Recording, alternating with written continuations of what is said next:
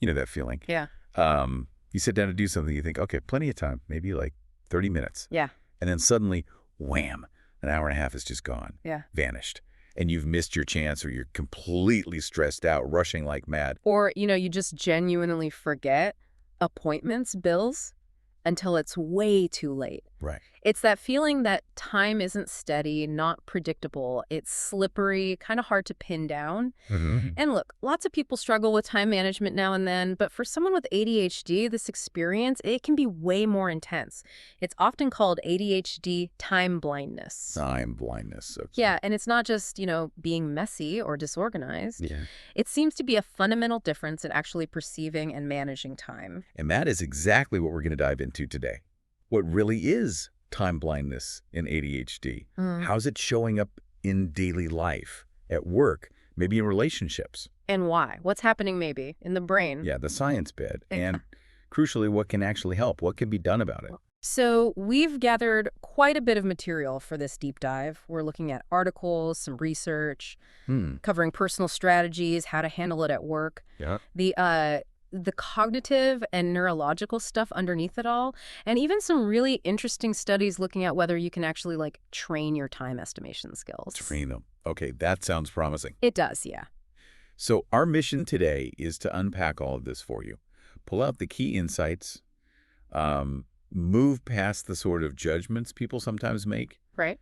and really understand it, explore potential solutions. Because this isn't some kind of character flaw, is it? It's about understanding a specific neurobiological thing and finding ways to support it. Exactly. So let's start with what the sources actually describe. What is this experience of time blindness? Okay. Well, fundamentally, it's this significant difficulty, a real difficulty, in judging how long tasks are going to take, both right now, in the moment, and when you're trying to plan ahead. And then, obviously, managing that time effectively day to day. And the impact, reading through the sources, it sounds huge, really far-reaching. Oh, absolutely. It shows up everywhere. Being chronically late work, appointments. Right. The classic stereotype. Yeah, but it's real. Constantly missing deadlines, struggling with paying bills, remembering to eat even. Wow. Difficulty finishing tasks, sticking to routines, schedules. Some people even struggle to remember when past events actually happen, like the order or timing. That's fascinating. And the consequences then ripple out, don't they? They really do. You see reports of strained relationships because, other people might see the lateness or miss things as deliberate. Like, you don't care. Disrespectful, yeah. Exactly. And then in the workplace, big consequences. Disciplinary action, maybe even getting fired. Whoosh. Yeah, and all of this, it just leads to immense burnout, stress, and this heavy feeling of, shame and guilt. Mm-hmm. There was one detail in the SWAIT-AD source that really struck me, this idea of the ADHD tax. Yes, I saw that. Explain that a bit. It's the actual tangible financial cost. The late fees piling up, maybe paying for services you missed, other penalties that happen because of these time-related challenges. It's not just emotional, it hits the wallet too. That ADHD tax, that's such a powerful way to put it. And it connects right back to that judgment thing you mentioned. Totally. When people don't get that it's not laziness or not caring, they slap on labels like irresponsible, rude, immature. It's fun caring, yeah. It's so important to get that this is a misunderstanding. It's a neurobiological difference, not a choice someone's making. Absolutely. And the sources, they really hammered this point home. This is not carelessness. It's linked to brain function, how the brain processes time. Right.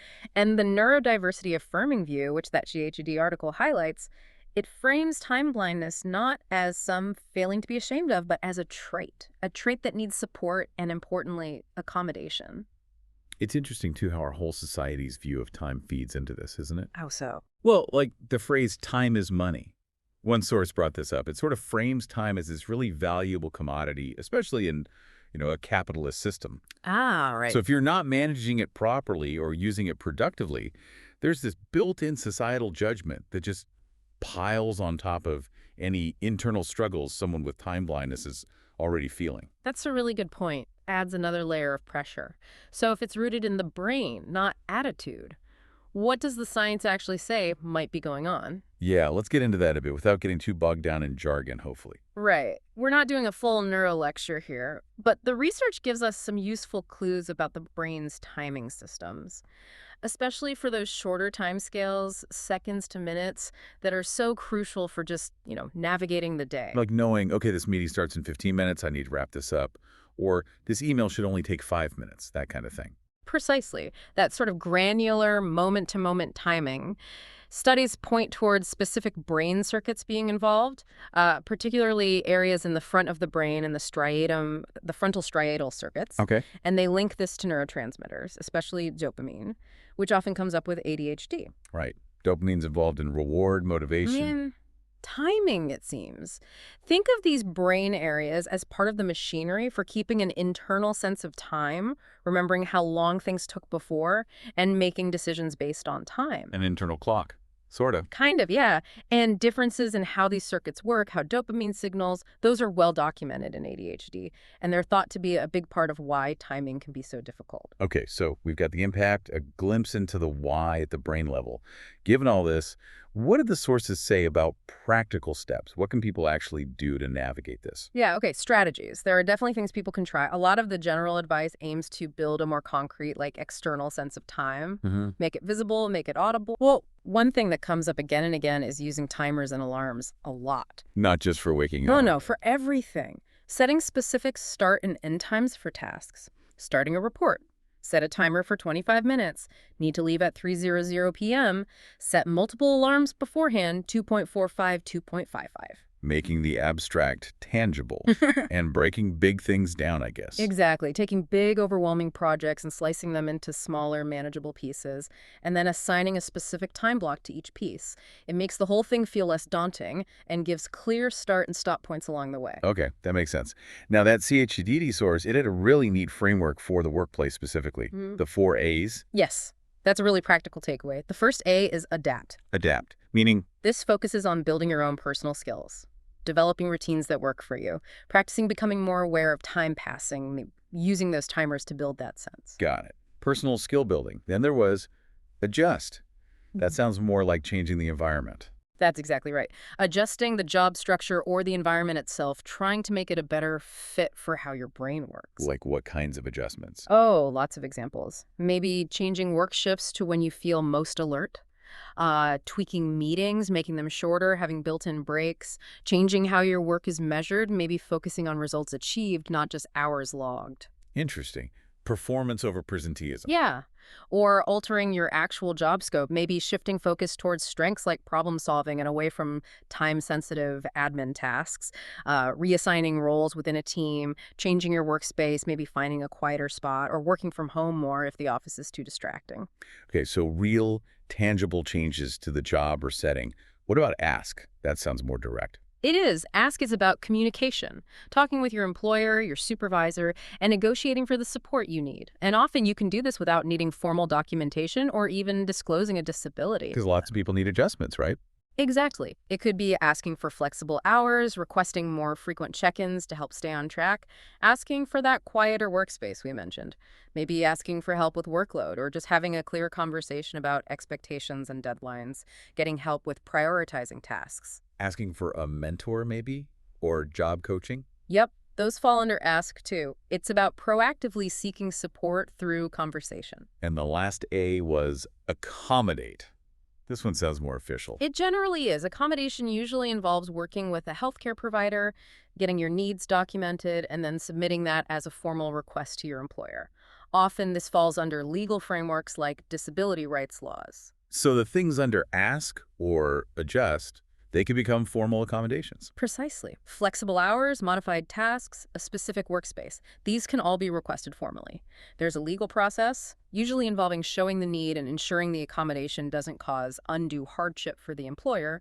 It's a balance. And the sources mentioned, if you feel like you're facing discrimination in that process, legal advice is an option. Yes, that's important to know. So it sounds like a layered approach. Start with personal strategies, then look at adjusting the job, asking for informal support, and finally, formal accommodation if needed. But what if?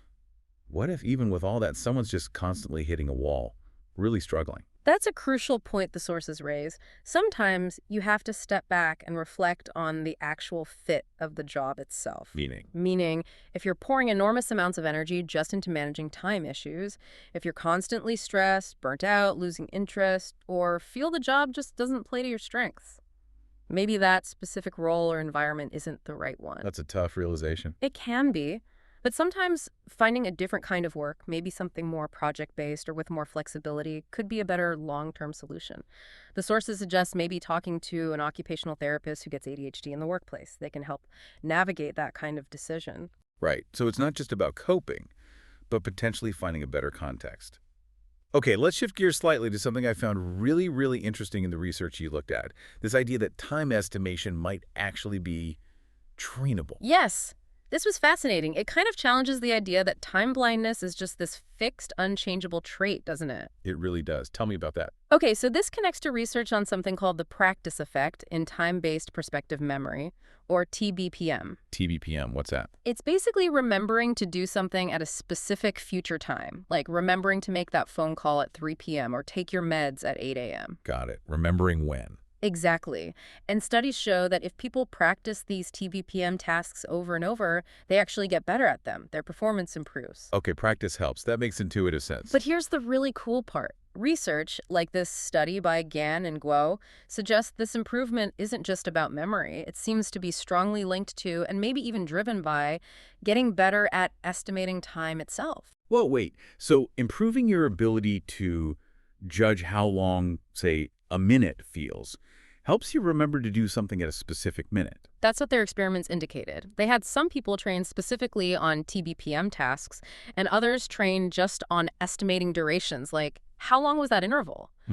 And both groups showed significant improvements, not only in their original training task, but also in the other skill. And crucially, they got better at estimating time accurately. Wow. So practicing judging time duration helps you remember when to act, and practicing remembering when to act helps you judge time duration better. It looks that way, yeah. The theory behind it, like something called dynamic attention theory, suggests that practicing with time stimuli helps kind of calibrate your internal clock. It makes your attention more sensitive to time passing as you approach a target time. Okay. And importantly, their studies found this improvement happened without messing up performance on other things participants were doing at the same time. It didn't drain their overall attention. That's huge. Yeah. So putting all these pieces together, we understand time blindness is real, it's neurological, it has major impacts. Yeah. We have strategies, accommodations. Practical tools, yeah. And now this research hints that maybe the core skill of perceiving and estimating time, maybe that's not fixed. Maybe it's trainable. It certainly opens up that possibility. And it helps connect some dots, maybe. You know how difficulties with time perception are sometimes linked to other ADHD traits, like impulsivity? Choosing the sooner, smaller reward. Exactly.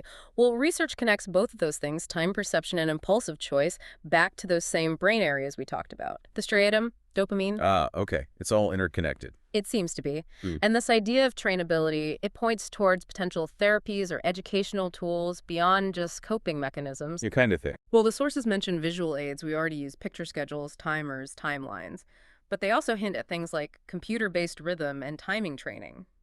Apparently, some programs like that have already shown promise for improving attention and time tracking in kids with ADHD. So it's not just about managing the effects of time blindness. Right. It might be about potentially strengthening that underlying skill of time estimation itself through targeted practice. Which leaves us with a really interesting thought to chew on after this deep dive, doesn't it? Yeah. If our personal subjective experience of time can genuinely differ based on our brain wiring, and if that internal perception might even be something we can train or hone with practice, well, how much of our everyday frustration with time, the deadlines, the schedules, is purely about the objective clock on the wall? Versus how much is about navigating a world that's maybe built for one dominant experience of time when your own brain experiences it fundamentally differently? Oh, yeah. What would that feel like, you know? To genuinely perceive time through a completely different lens.